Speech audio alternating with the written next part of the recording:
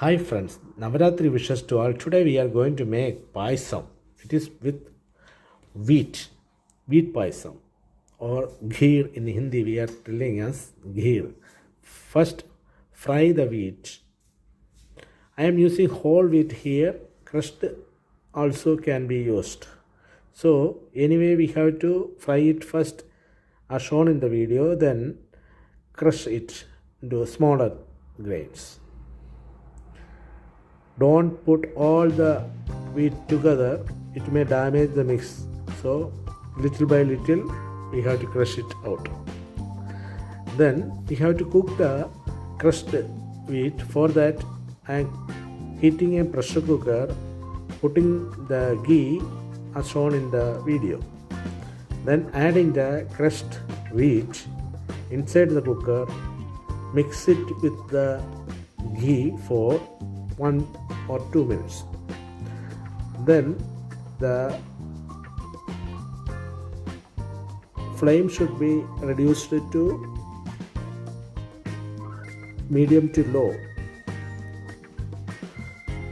and add sufficient quantity of water, and don't forget to add little salt which will enhance the taste of the payasam. Close with the lid of the pressure cooker and allow it to cook for 3 to 4 whistles.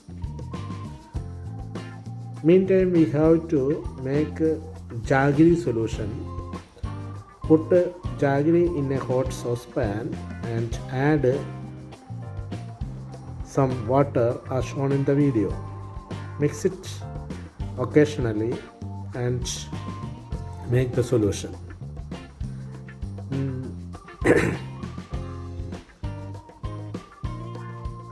Now we have to fry the nuts and raisins required for the payasam mix.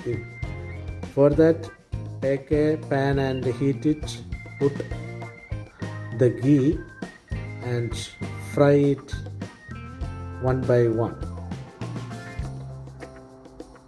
This coconut also we fried.